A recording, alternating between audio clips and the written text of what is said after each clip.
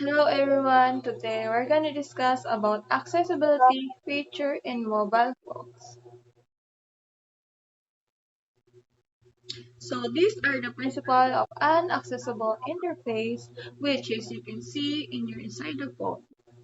There are four main guiding principles of accessibility upon which WCAG has been built. These four principles are known by the acronym POUR for perceivable, operable, understandable, and robust. POUR is a way of approaching web accessibility by breaking it down into these four main aspects. So let's talk about what is the system about. So mobile phones accessibility settings are a set of features and options meant to make it easier for people with disabilities or impairments to use these mobile phones. These options include larger text and buttons, voice recognition, closed captioning, and assistive touch for users with visual, hearing, motor, and cognitive problems. The accessible settings strive to improve the overall user experience by giving accessible options for everyone regardless of skills or disabilities. So what are the common tasks the users do? First, these are we always do when there's someone's calling us, which is making calls. Making phone calls on a mobile device is one of the most fundamental and frequent activities at the consumer engage in.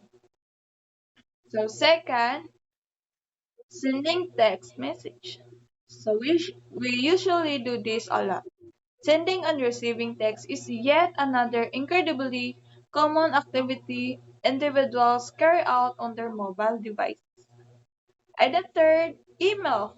So we always need this.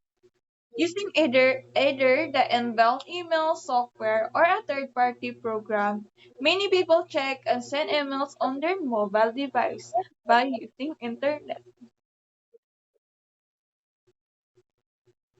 So I will let this Jemar Visandi to discuss this about. How does the site system app support users with disabilities? Voice commands can be used to activate the voice assistance incorporated into the majority of modern mobile phones, including Siri or Google Assistant.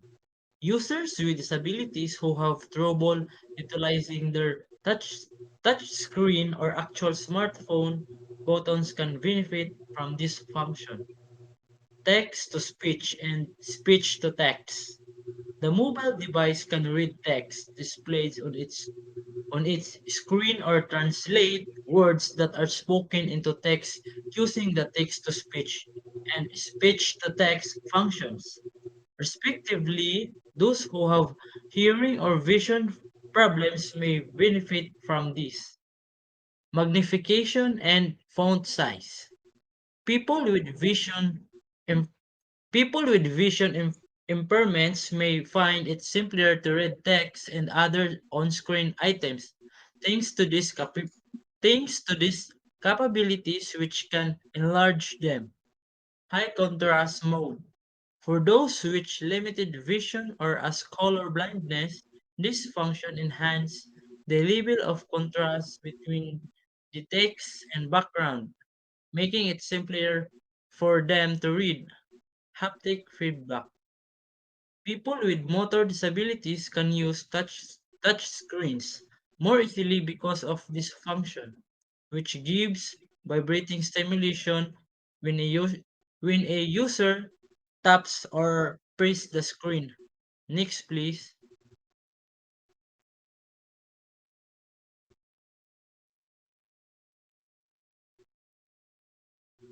Assistive touch. For those who have physical limitations, this function offers a virtual button on the screen that can be pressed in place of physical ones. Captioning. Many mobile phones include subtitles for videos or phone calls, facilitating understanding for those who have hearing difficulties. Inverted colors. Among those with specific sorts of difficulties with vision, this option can invert the colors on the mobile's display, which makes it simpler to read.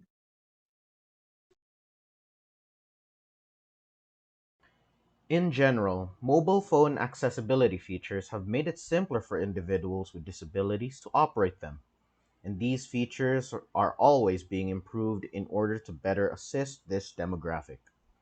To further explain accessibility features, I will be presenting two videos from the Android team, which showcases how and what the uses are for these features.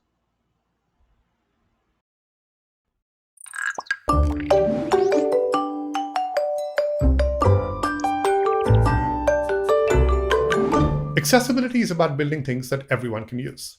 For Android developers, it is about making apps that can be used by all users, regardless of how they interact with their Android devices. Android users are a pretty diverse group.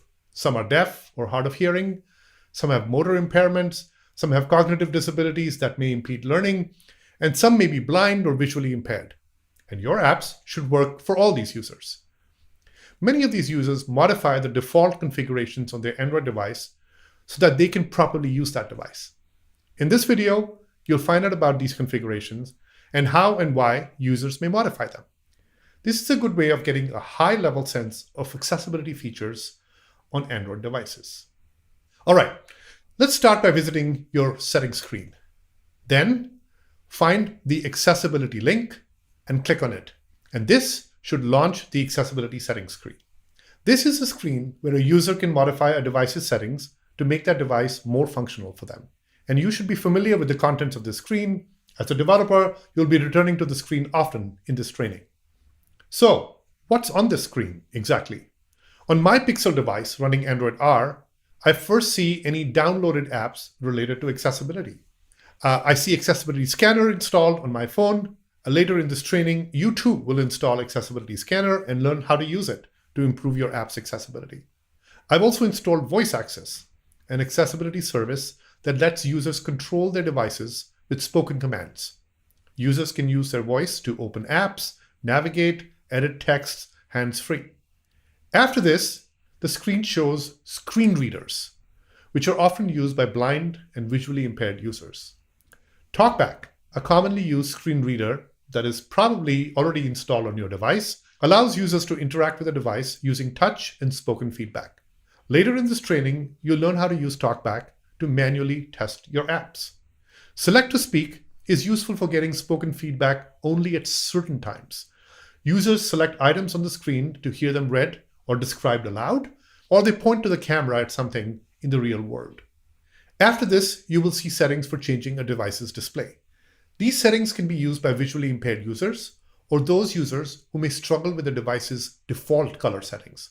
This section includes settings for changing the font and display size, toggling between light and dark themes, using magnification, and turning on color correction and color inversion. In this training, you'll learn about ways to make sure that your apps work well with many of these settings enabled. Next are settings related to interaction controls on the device. This includes switch access, which lets users interact with their Android devices using one or more switches instead of the touch screen. Switch access is typically used by users who may not be physically capable of touching the device screen. In this training, you'll learn how to use switch access, and you will use that to manually test your app. This section also contains a way in which the user can set how long ephemeral or short-lived content should be displayed. This includes things like toasts, snack bars, etc., which can sometimes dismiss a little too quickly.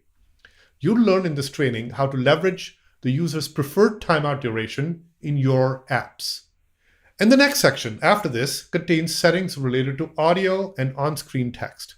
These settings can be used to enhance the audio quality when using headphones and to customize how audio is emitted on the device. This section also contains settings for transcribing speech to text and for captioning media. And towards the bottom of the screen, you'll see some experimental settings related to high contrast text and a shortcut related to turning on accessibility features from the locked screen. If you are using a different version of Android, or if you're using something other than a Pixel phone, these settings may be laid out slightly differently. But by and large, most Android devices should allow these or equivalent ways for users to modify the default ways in which their devices operate. Okay, so we'll be returning to the settings screen often in these videos, and we'll talk about the different options we've covered here in much greater detail. For now, remember, users prefer to interact with their phones in many different ways. During videos in this series, you'll learn how to make your apps more accessible for all these users. In the next video, you'll learn about how accessibility works in Android, how some things just work out of the box for users, and other things that you enable by using accessibility APIs. Links for that talk are provided in the description below.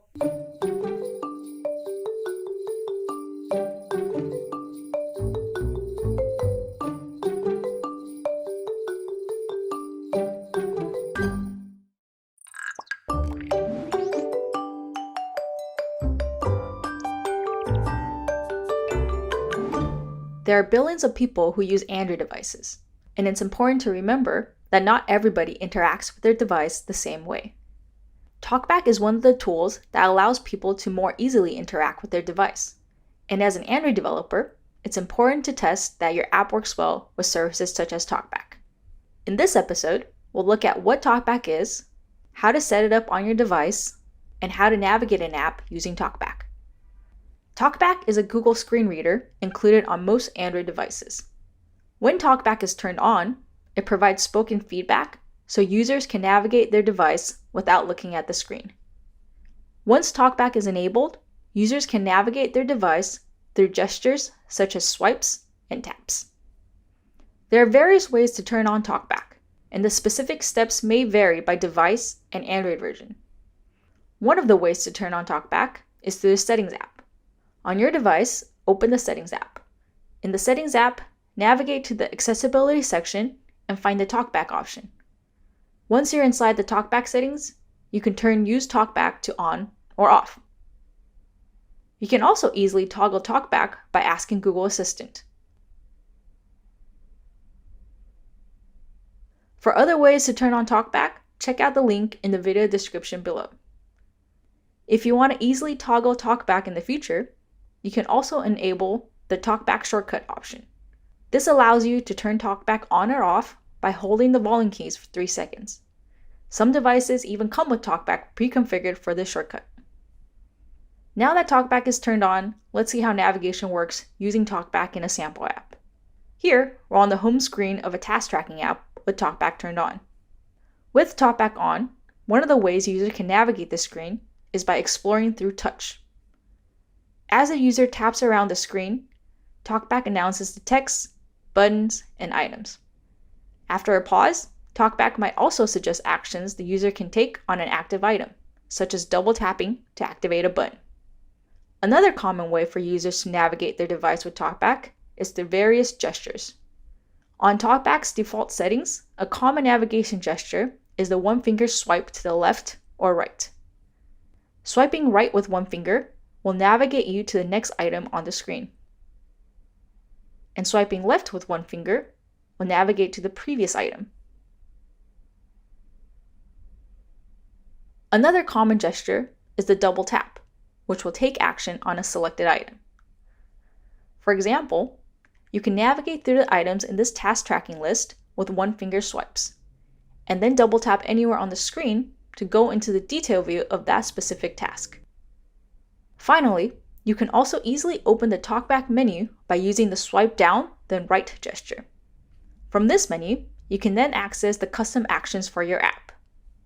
There are many more gestures that you can use to navigate your device with TalkBack, and ways for you to customize how TalkBack navigates a screen. Check out the link in the video description below for a more comprehensive list of TalkBack gestures and how to customize TalkBack navigation. To summarize, TalkBack is a screen reader that allows people to more easily interact with their device. Using TalkBack, users can navigate their device with gestures and spoken feedback. A great way to test for areas of improvement in your app is to navigate your app with TalkBack turned on. Now that you've learned the basics of how TalkBack works, be sure to test navigating your app with TalkBack and stay tuned for more tips on how to make your app more accessible for everybody.